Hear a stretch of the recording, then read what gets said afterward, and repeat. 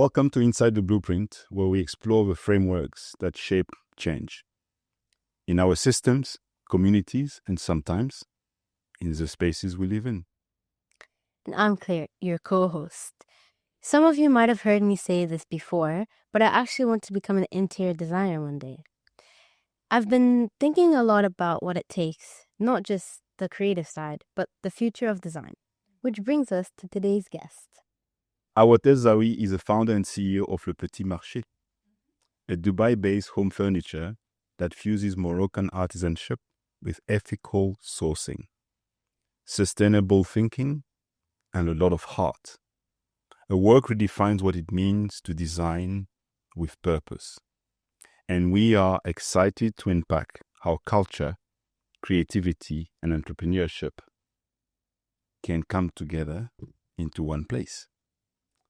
It's a very, very special guest for us. So welcome to Inside the Blueprint. Thank you for having me, and thank you for the beautiful introduction. I'm very excited to be part of this beautiful project. I'm very honored. Thank you. Before we start, if this podcast resonates with you, hit subscribe, leave a comment, and share it with someone who needs to hear it. Every listen keeps us having these conversations across generations about things that really matter. We are building something meaningful here, and we are glad you are part of it. All right, let's get into it. So maybe we can start there. Why did you say yes? Why did I say yes? Because when I see a beautiful opportunity, I jump. And the project that you are representing together in terms of heritage, in terms of transmission of knowledge and information, but also sharing interest to know about each other together, I find it so fascinating, and I can't wait to. I'm very honored to be part of it. Thank you. So, why did you ask me to come? It's a very simple reason. Through these exchanges, discovered that Claire has a passion for interior design. And this space was created for her to be able to also explore different things that she's interested in. And you represent different culture, the African culture, the European culture, or say part of the Middle Eastern culture. So we're in this multi-pod called Dubai, and I always want to make sure that the children understand the African root, because that's where it starts.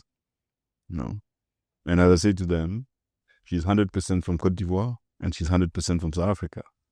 And for you, you're 100% from Morocco, with bits and pieces from different parts of the world. So that's one of the reasons, or one of the main reasons why I wanted you to be with us today. Thank you. Let's dig in. So my first question for you is, how did you come upon the name Le Petit Marché? Alors, I wanted to have a place. It was more than a space where I would sell furniture and sell my services.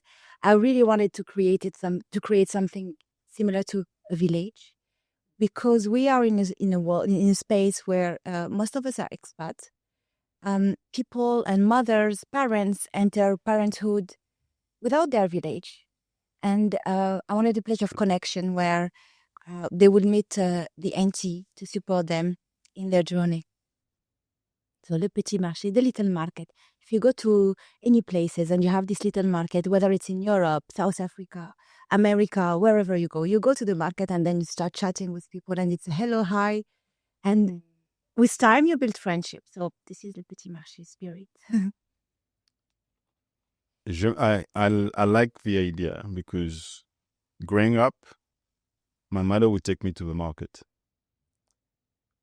Sometimes Le Petit Marché, and sometimes Le Grand Marché. And Le Grand Marché, or big market, was in a part of Abidjan, what is called Trècheville. So I'll go to the market with my mother, and she will be speaking in different dialects to get the fish, to get the yam, and so on and so forth. And I was fascinated as a young boy. What was interesting that she would always take me. She would never take my sister, my older sister. And in the beginning, I was like, I never asked myself why, but I mean, thinking now, she was teaching me many things. Negotiations, how to speak to people, how to engage to people, how to respect what people are doing. So I like this idea. But you didn't start as an interior designer. No. So what's your journey? So I am trained as a business developer in telecommunication. What? Oh, yes, sir. And I got an opportunity not 15 years ago, many years ago, yesterday, to go work in Iraq. Okay. When the regime of Saddam Hussein fell, and we had a huge land with zero telecommunications system. So this is what bring me to the Middle East. I'm not going to break anything. And then, so I worked many years. I was building my dreams. At this time, I had another dream. I wanted the suitcase, the suit, the heels, and the airport. And it was very exciting, building something that was very meaningful to me. I got married, had children, and then my test, my life, my vision of what I wanted to be and who I wanted to be for this little human changed a lot. It shook me. It was not something where I was not the same before and after. So I always say to mothers, not only you give birth to a little human being, but you give birth to two things. Fear become real, and you give birth to yourself. You become another human being. Your taste buds change. And I felt this transformation in me, and I couldn't ignore it. So I had the great opportunity to be able to stay at home, raise my children, and so yes, basically, I reached a stage where we were buying our first property, and I realized that my lack of knowledge when it comes to translating my ideas, but I didn't have the right words. I didn't know what was possible or no. I was really much depending on the contractor that I was inviting to help me to reach my vision. So I put a pause button and went to study a bit to understand more for my personal need, what to do with the house that we got. And I enjoyed it. That's how it started. An accident. Beautiful. Yeah. It's very interesting because a lot of the people who have talked on the podcast, what they're currently doing is like completely different to what they thought they were going to do or what they like started off doing. That's interesting. I agree.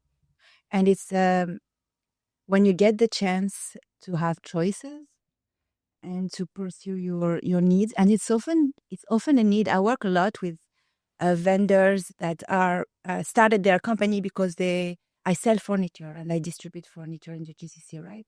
And when I see the story of the companies, because I work with family-owned businesses, it's always starting with the mother or father wanted to do something for their own kids. So, and then now they have a global company, a structure with 500 employees. But it was never the goal in the beginning, right? And I think that when you get to answer the call for your own needs, the journey is different. Yeah. Yeah. So you're not in the profession of interior designing? I was for many years. So I studied interior design to support my project. And I went into courses. I got my certificate after 3 years of studying. And then my kids were old enough to go to school. And I wanted to find an occupation that will allow me to manage my time, be able to pick up my kids, spend quality time with my children, but my days were empty. So after visiting all the branches possible and doing my manicure more than once a week, I realized that I needed something a bit different. I started to, at this time, Airbnb was not something that was regulated in the UAE. You will rent a place and it has to be rented for a year. But perfect timing, when I started working, I started to work with real estate companies and property management companies because the project were faster. They wanted to put the product in the market, and it was all about making it likable for the mass market. So gray, beige, gray, functional. We flip properties in 10 days and they are in the market. And I started to have a good reputation. And this is what I've done for many, many years. And we were not turning structures, like breaking walls, but we were making sure that our properties were sellable, rentable in the shortest time. It taught me so much efficiency. I built a team around it. I understand the need of the market. It made me very, very efficient, but it didn't allow me to be very creative. And I didn't think that it was a need at this stage. But then the story changed. Absolutely. Wait, when did you start the Petit Marché? The Petit Marché was born 2.5 years ago, but it was in my head maybe 4 years ago. So why the seed started in my head? Interior design, real estate, renting spaces, COVID rich, everybody stayed at home. Yeah. And we've had a moment where we couldn't go out. Parents had to work. Kids had to study online. It was very chaotic. The structure of our house were not functional for this setup. And we were all in the learning process of opening Zooms and Teams, and we didn't know this thing. It was very stressful for all, and we didn't know how long it will last, right? So I was at home with my 3 kids. The youngest one was 18 months old. And they had Zoom meeting for my 5 years old at this time. And how do you keep someone interested sitting in the desk when my husband has very important meeting because it's crisis time? And how do you manage to keep everyone in their environment happy to be there because it's long hours, without, and you cannot go out and shop, right? Yeah. So I've decided to work on the space of my kids, having the knowledge that I had. We had a lot of data, a lot of information supporting efficiency at work that we will use in commercial projects, in offices, in sport, any type of project that will allow simple things. We will teach people that everything has to be in the eye level, but children eye level is not the same as adult eye level. We will have plans to be organized naturally, organically. This is not what we teach to children, right? So I started to put that in place for my kids and I shared it. I shared it with my friend. I shared it with the WhatsApp group, the parents WhatsApp group, the 2,000 WhatsApp group parents that we have. I shared it in my social media, and I started receiving requests. And this is where I started my first e-consultation. Here we go. Mm-hmm. So later on, I received more design requests. And I realized that although the market was very, very rich with beautiful products, we had to redefine the notion of beauty. And while the eye is pleased, it's not enough to feed your stomach. And when you design a space for children, there is a dimension of heritage. There is a story that you want them to live in. Keep in mind that a space for children is very different in a house. The kids' space is very different from any other space. The living room is the representation of the family. The parents' bedroom it's different space for children's space. It has to encompass so many different functions. This is where they're going to do their homework, play, sleep. And when you are designing this space, you have to this is also what you want to give them. Us being expats, it's more than having a cute room. Mm-hmm. So I sourced products that had a history in terms of design, but also an ethic. We don't have children in the chain of production. We don't sell toxic product that will give you allergy. We are careful from A to Z. I want to make sure that I'm serving you the best possible options. And also I want to make sure that I'm supporting, I like to say, intelligence of the hands. I'm very, very I'm very passionate about the fact that hands speak much more than any other organ we have. And that if we don't make sure that this knowledge is transmitted, it's gone forever. So, yeah. That was going to be one of my questions. How did you come upon the phrase of intelligency of the hands? I come from a culture where we will promote the intelligence of your brain. We want you to be academic. Which culture is that? I think I want to say poor culture instead of African or South American. I think that it's a culture that is based on safety. Where security is the first thing that you need. Security and the lack of that experience of lacking. The fear of lacking, because we never lacked. Exactly. We never lacked, but there is a fear of. And our parents raised us with the notion that you need to be able to protect yourself. So having a roof on your head and eat and basic needs. And they did so well that we reached another stage where we're like, who are we? What do we want with our life? So, and I looked around me and I realized that, there is a beautiful story that I want to share with you, is that I am convinced that as our soul met God before we reach our physical appearance. And since this day, our soul is looking, is a quest. It's looking for the ultimate beauty. We are not the best architects. Bees do better than us. Ants, we're still studying the structure of ants in habitat. Webs of the spider is still a mystery for us. They are doing animals are doing much more better than us when it comes to architecture. But we are the only species that decorate our home. We are the only one who feel the necessity to paint a wall, to put a frame. And it says a lot about us. And when you study interior design culture in different continents, it says a lot about your identity, who you want to be, how you want to represent yourself. I come from a place where a very modest family will have a room for guests and another room for the family. They will sacrifice a room for guests that will be used like once a year and sleep 6, 7, 8 people in another space. And you cannot touch the glass for the guest or there's a fork for the guest. It says a lot about how you want to represent yourself, right? So for me, interior design, it's a lot. It's anthropology. It's study of human being and how we represent ourselves in our intimacy. Yes? Yes.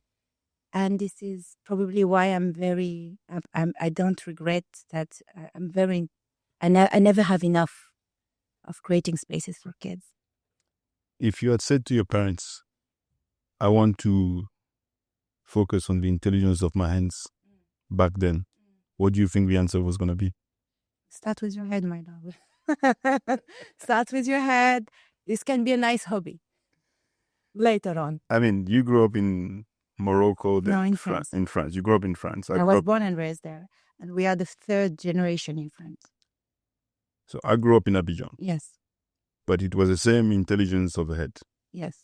What you can do with your feet and your hand, you can watch on TV. It's fun. Yes. But you have to become a banker. You have to become a doctor, an engineer. All these professions that express safety, as you clearly mentioned. And then it's almost as if the artist in us, the creative side of the brain that is connected to the hands, there was no space for it. So you found that space many, many years later. Did you ever have this conversation with your parents? I'm not sure I have this perspective when it comes to the creativity. I feel like creativity is existing because of the obstacles. What is the need otherwise? And our parents were supporting creativity through their own, the way it was their life.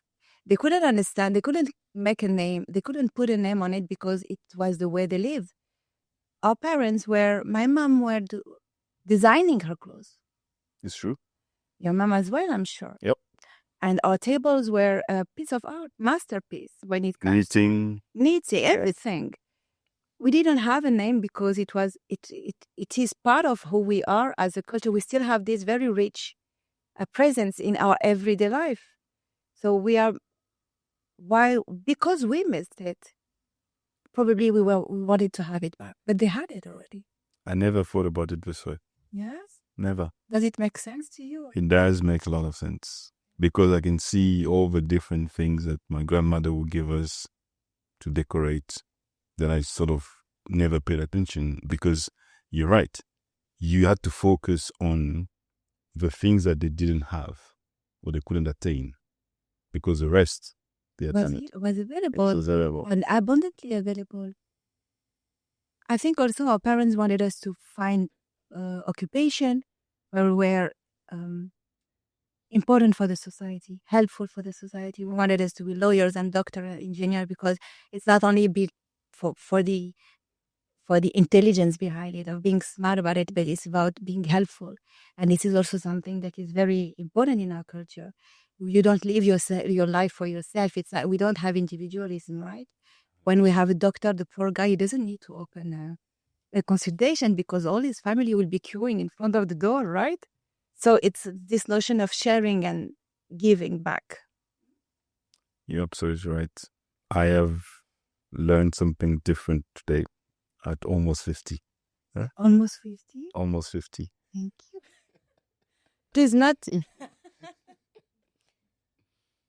And when you're designing like different, so wait, do you design your different like furniture or like, or do you give your ideas to someone and then they, like, do you make it yourself, like, or like, you know, you and your and the people who work with you, or is there someone who you give your ideas to, or the sketches, who makes it?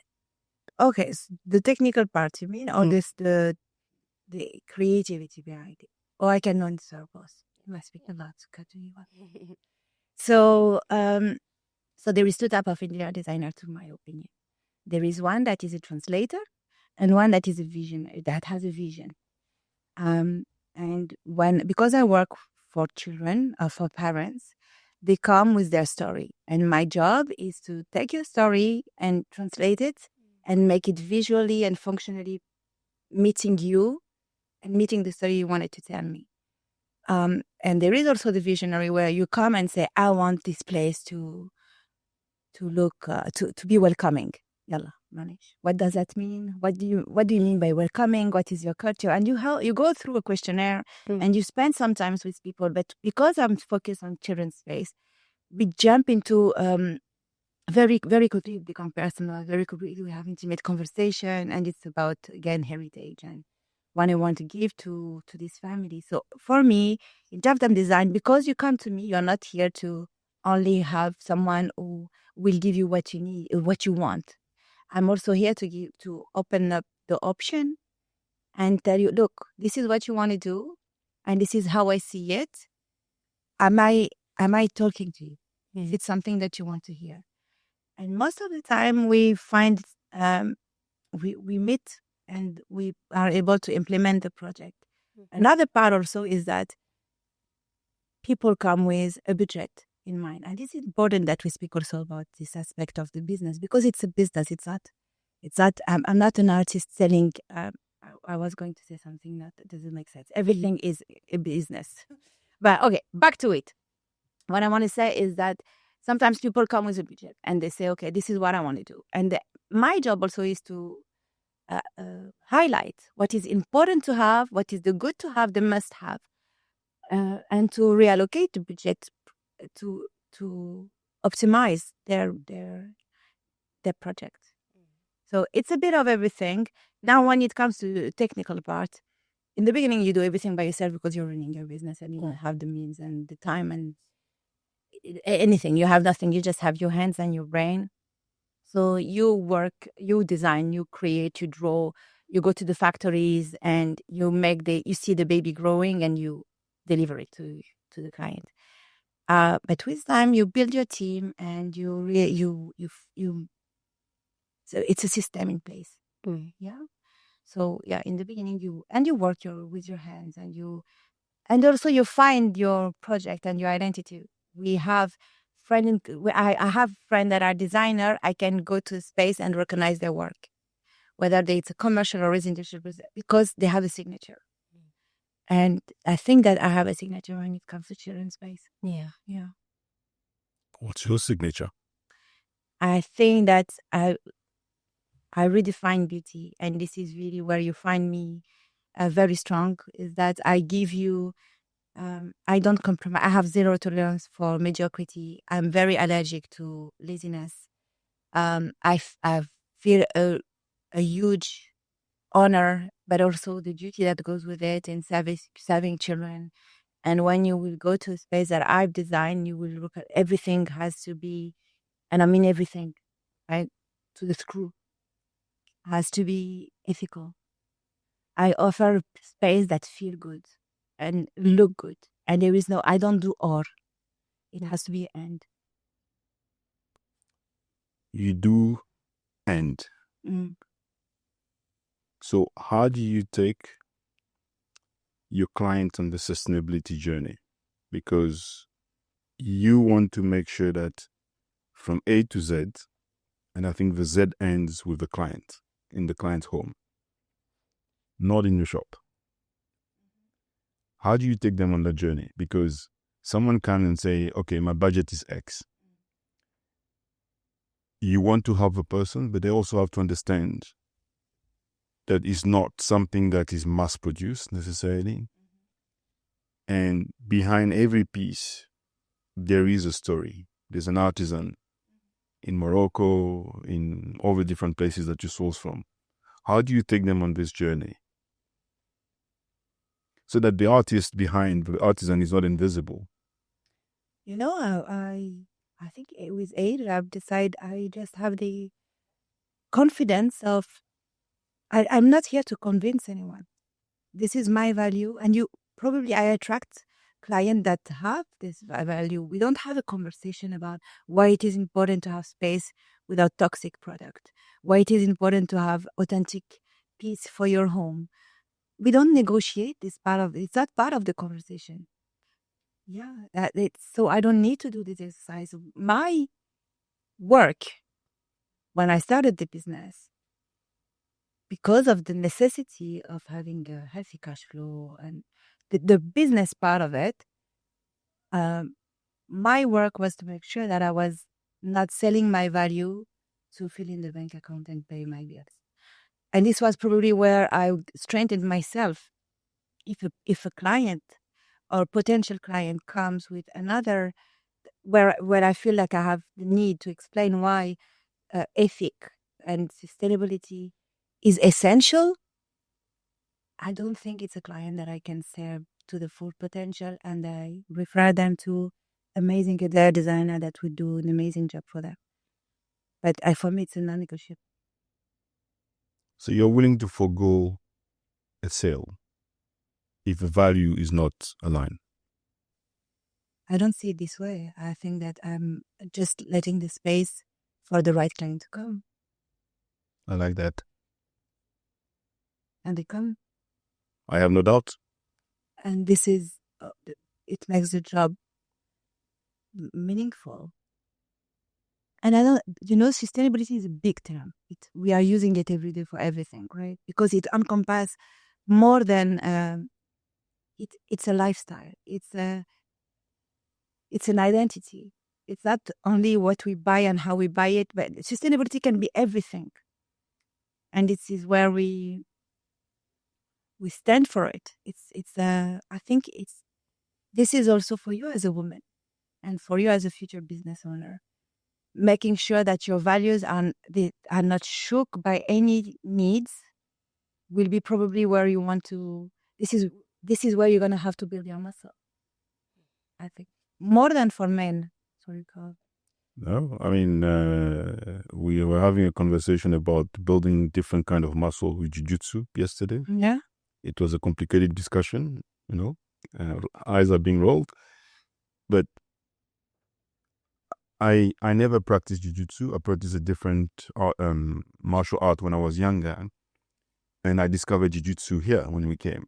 And that ability to learn how to defend yourself is extremely important. And what you just described, I'm happy to defend the values that I hold. You use your analogy of the muscles, the brain, the muscles of the body need to reflect something that somebody can see from a distance. And to me, jiu-jitsu is that conversation we're having yesterday in terms of how do you want to build a muscle of defense? But anyway, we'll not get into this. We still have some more conversation on that. Anyway. But I wanted to bounce on that because I had many years ago, I had a conversation. My son is swimming. And I always go to his practice, and the guy is amazing. The first line is number one. I feel like I have a rocket. This is my champion. So he goes 1, 2, 3, and then we go to other types of race where he has to do longer distance. And I see that after 2 lines, my son is he needs someone to jump in the sea and help him. So I go see the coach, me, super mama. Say, what can we do? What can you do to support my son to be a marathonian? Because I know we have a sprinter, but what can we do? And the coach, we have some years together, and he said, why do you want to make him an average marathonian when he's a great sprinter? Why are you focusing on what is not amazing and not supporting what he has, like the talent that he has? And it shifted my perspective also. Why am I going to be fragile in an element where I don't have the tools to support my client the best possible way? My job is to make myself strong, but it resonates in me. And it's not being choosy and fussy and difficult. It's just having certainty that I can serve you. If you are looking for that, if you are looking for ethic and sustainability and beauty and function, I'll be your best team member. For all the rest, I will be average. You don't want to work with me. It's not going to end well for you and for me. It's going to be a difficult process. And when you're designing rooms for children, what would you say would be your favorite part? Because obviously everyone loves the after when you see. Yes. But there's also like the designing of it, the finding the right things for it. Yeah, the best part for me is when I'm sitting in front of my white page and starting to draw. And yeah, this is where I really enjoy it, because again, going back to interior design for this specific space, this is the only space I believe that parents are ready to give no limit to imagination as long as you justify it by functionality. And I enjoy the idea of diving into spaces where it's just another story. And why am I doing that? Why I feel like this would be amazing for this child and this family, and making up the whole storytelling around the design. So for me, the best part is creative, the creative part, and also opening the space to the child and having him amazed and surprised. And many years later, still having like a little message saying, my kids still love this place. And, we get to work because kids space, if children grow from baby to teenager, you will have to change the room 2-3 times, right? So most of the time, parents come back and say, okay, now my daughter is a teenager. We need to change a bit the vibe of the space. And when I go back, it is the same as we left it. And it says a lot. I take pride of it. What are the cultural influences that you bring into your work? Oh, that's a very good question. I'm a translator, so I try to stay as neutral as possible and absorb your culture and deliver it. And time has changed. The needs are different. Also, parenting style is very different from a family to another one. The culture is very different. I have parents who never dig no for a screen in the bedroom, and other no, we're fine. We need to teach him how to use the computer before he leaves home. Or I have spaces where religion take a big space, and they want something more subtle or more spiritual for their children. Mm-hmm. What I want to make sure is that I give something authentic, whether it's culture or heritage again. Yes. Do I answer the question or not really? You did. And I have one sort of follow up. You grew up in France. The Moroccan roots are there, and they will never go away. No. When we met, you told me about the 82-year-old artisan Yes. In Tanger. in Tanger. When did you meet him, or how did he influence you in becoming an interior designer? I want to mention my mother. So I lived in France. She lived in France. My grandfather left Morocco. He was 17 years old. But I put the key in my house, and I am in Morocco. I spend my day in France, in Paris. I go to school in French school, but we reach home and we are in Morocco. Our interior is very Moroccan. Our food in Morocco, we speak Moroccan at home. It was a great influence for us. And my mother, when we go to holidays, we would spend our days in the souk and the market, and I will sit with people who will produce the table in front of your eyes, and then you will have many generations. Usually, it's a family business, right? Yes. So we will have children, 5, 6 years old, sitting there the whole day watching their big brother working, and the father mastering, and the grandfather is there. It's magical. It's really something. You look at it with your arrogant, intellectual, civilized eyes, and you're like, oh, poor guy. What a life. And then you reach an age when you're like, oh my, what a gift. What a gift. You are transmitting knowledge, but when the line is over, because our world changed so fast, I think the notion of time since artificial intelligence is not the same anymore. I think that now we are not working on knowing more. We are working on knowing, not even knowing, using quick information for right now. It's a commodity.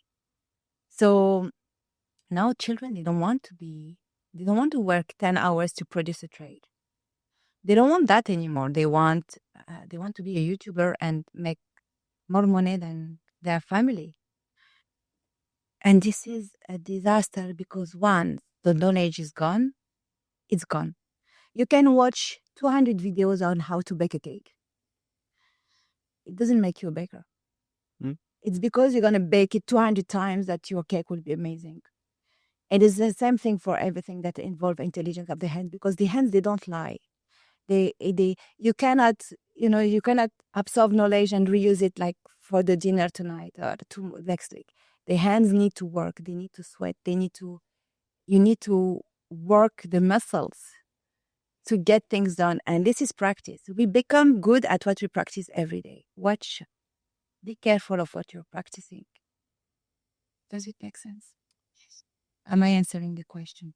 You are beyond answering the question. And as you were saying this, we watched the final of Roland Garros.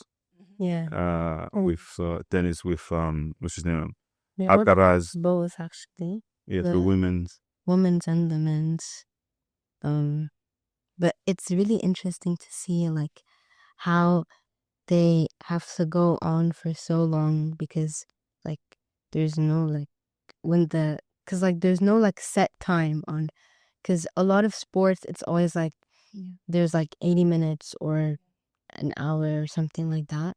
This, it can go on until someone wins. So like and your example brought that image to me, where you have to practice that serve over and over and over.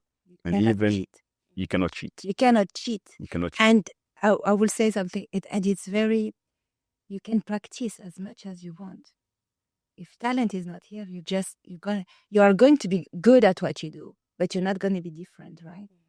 And this is because that's where we have you had a very beautiful parcours. How do you say parcours? Journey for your age, is that you get the opportunity to go to different countries, meet different cultures. You are in an open environment where your curiosity is welcome.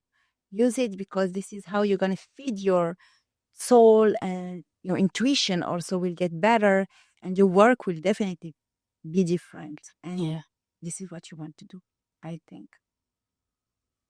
100%. Do you have questions for us? Many. Start. Many. Fire. So, I will start with Claire.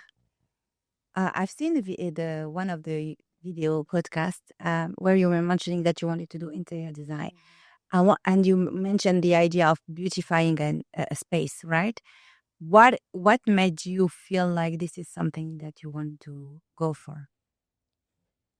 I think because whenever maybe even in our house, like we say, oh, maybe we'll like get something to put here to make it. I always think, oh yeah, and we can also add this because this will like make it look nicer. Or I like the idea of being able to make a space like look completely different, or even if it's adding like a small thing, how it can change the room. And I also think that it's really cool because it's the way that you think it will make the room look better. Like if someone asks you to change the room, but you can pick however you want to do it, and the way you decide to do it, it's the way you thought it would best look, or how it would suit the person that you're designing this room for, which is pretty cool, I think, as well. I like how you highlight the way you think it's going to look better. So it has something a bit. It's not science. It's a feeling. Yeah. Do you feel like I believe you had different places to live? Do you have one of these places that's still like for you? It's home no matter what. You can go wherever you go, but this home, this was yours, and if yes, why? I think our house in Cape Town. Because I feel that there's a lot of memories there, and we were there during COVID, so my brother and I, we did like a lot of things together, like build forts together, and especially like when we were sharing a room, because we had a bunk bed, so we would often make like forts, and I feel like that's something I'll always remember because it was something like a special moment for me. And like we used to play in the backyard as well, and I don't know, make stuff with the leaves and stuff like that, which is, yeah, something that's special to me. And also, it's a place that I was a bit older, so I have more memory of, because the other places I've lived in, I was a bit younger. Yeah, and it wasn't like, and it also feels like that because I had like my family, like my mom's side of the family was there, so sometimes they would come over or we would go to their house, or my friends that I met in Ghana would come over and we would sleep over or have play with these toys. And so it kind of, all those like memories, like it's like, It makes it feel home. yeah. And you see, your answer was based on the history that you had there. Yeah. Not really about the structure of the house, how your bedroom looked cool, and how the frame was nice. And this is really something that's the purpose of a home. The home is not really a space, right? Is how you feel in a space. Yeah. And as interior designer, we are here to promote the atmosphere. So yeah, thank you for your answer. I didn't think about it this way. In terms of interior designer, is imagining the feeling that the person will have with the things that you add or remove and adjust. Oh, you want to promote? I didn't think about it this way. Because it's also like, will this room make them want to go in it, and will they be able to create memories, and will it be a room that, like, if they leave this house, that they'll always remember because of how it was designed? Because, like, yeah, I just acknowledging that I didn't think about it this way before.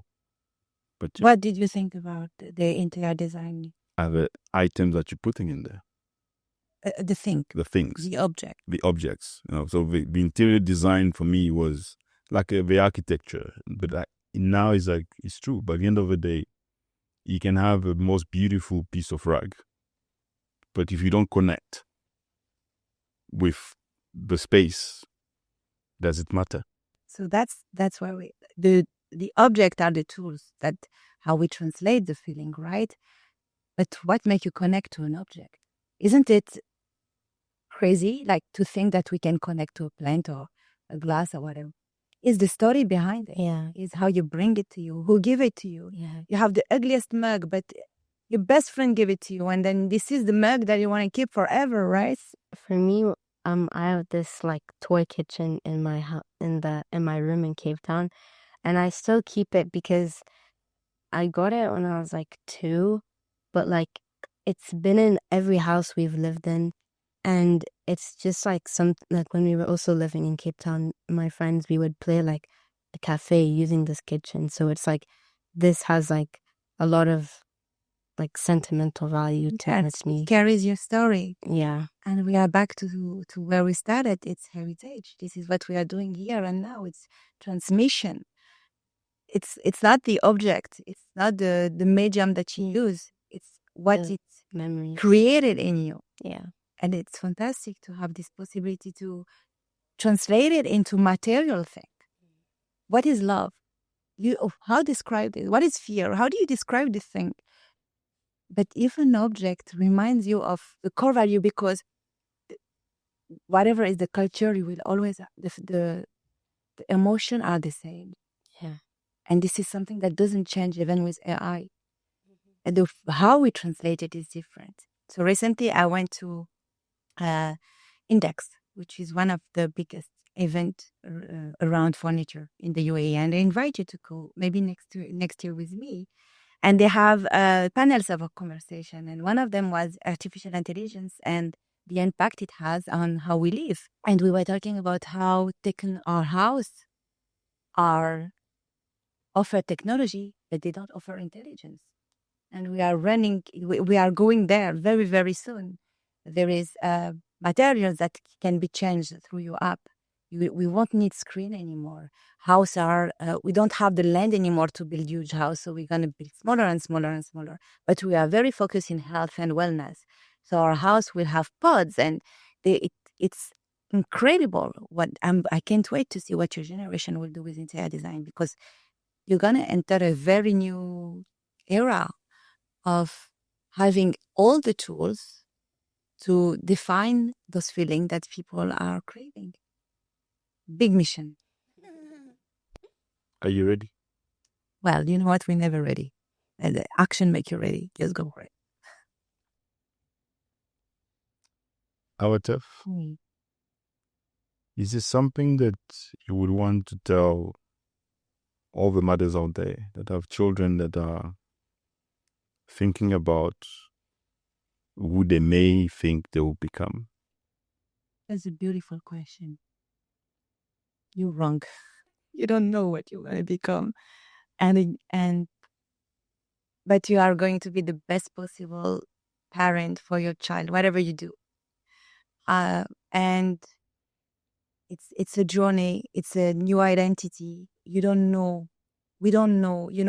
Baby number one was raised by the book I heard. I read maybe 200 books about how to raise a children and how to feed him and how to change him and make sure, we had this schedule and nobody can breathe when he's sleeping. And baby number 3, you wake up, make his coffee, take a cigarette, and watch TV by himself. Okay, I'm exaggerating, but like I'm not the mother that I am today. I have 3 kids and they had 3 different mothers. But I'm telling you, the only common element that they had is that they have a mother that did her best with the tool that she had, moment that she had them. And this is something I don't want them to doubt, and I don't think they will doubt. Did I do mistake? Probably hundreds. Do they have the element where they're not happy with the way I behave around them? For sure. But do they know that I'm doing my best? I'm sure they know. And this is what matters. So relax. Final question, comment for Awatef? What about you? I rarely have the opportunity to ask a father. What do you want to know? I want to know how fatherhood changed you. If it did. I didn't know what it was. Mm-hmm. And when she was born, I had to learn what it is. And I'm still learning. The conversation I was mentioning earlier in terms of what we're having yesterday is understanding the boundaries that she's willing to push, and how do I create that space for her to keep pushing and for me to remind her of what I know, which is not the truth necessarily. It also taught me to be more who I am, because that's what she needs. She needs to know the person behind all the things that I've done before she was born. And she's very special to me, of course, because she's the first one and all this thing. But I was a student when she was, when Leilani was pregnant. So I was in the US, they were living in Geneva. And she was born exactly a week after I graduated. And for that, I'm always grateful, because if she had not waited and she decided to come early, it would have been a mess. Because I was in transition, I had not yet sort of settled, and she was going to come. And I think, to me, the fact that she was there a week after helped me to appreciate that moment when it happened. But also, that year was a very difficult year, because from a financial perspective, everything I had, I poured into the degree that I was doing. So you sort of have a responsibility over this life that did not ask for you to decide to become a student.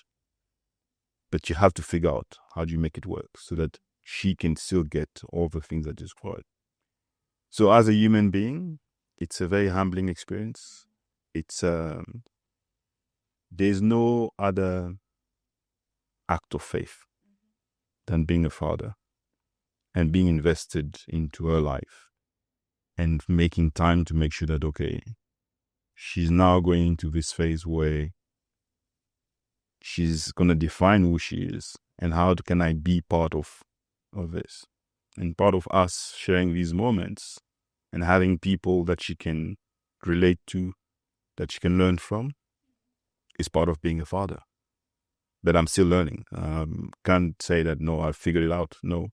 And now I'm doing it with her because she's old enough to help me understand what she needs and how I can help her and how she can help me as well. You know? Yeah.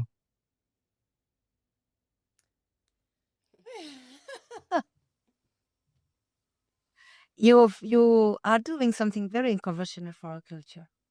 Are you aware of it, or is it my vision that is? No, you're right. How? What do you find some obstacle in your environment? Do they understand you, support you? My question number one, and number two, is it important for you that it's with your daughter, with a woman, with a future woman? So, number one, it's unconventional, and I want to embrace unconventional. And that has been my own personal and professional journey. I was, in my mother's dream, I would have become a banker. In my own life and lived experience, I could never become one because, number one, I failed my finance course a couple of times. Number two, they taught me how to take off other people, being a medical doctor and a nurse. So to me, that's the essence of who I am. Doing it with my daughter is precious because we don't know when the last day will be. Mm.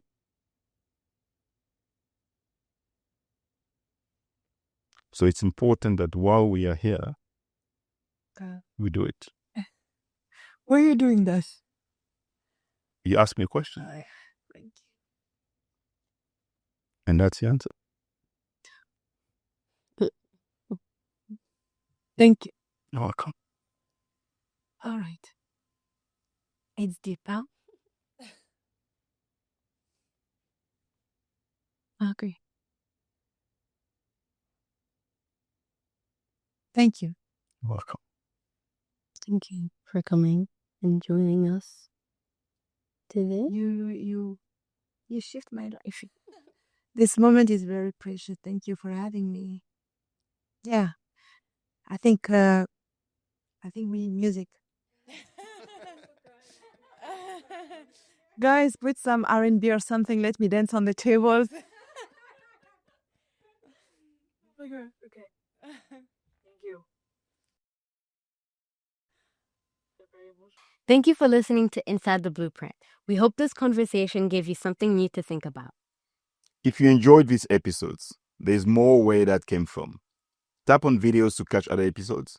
Each one explores a different part of a bigger picture. A new episode drops next week, so hit that subscribe button and we'll see you soon. And until then, keep building, learning, and asking better questions. Bye.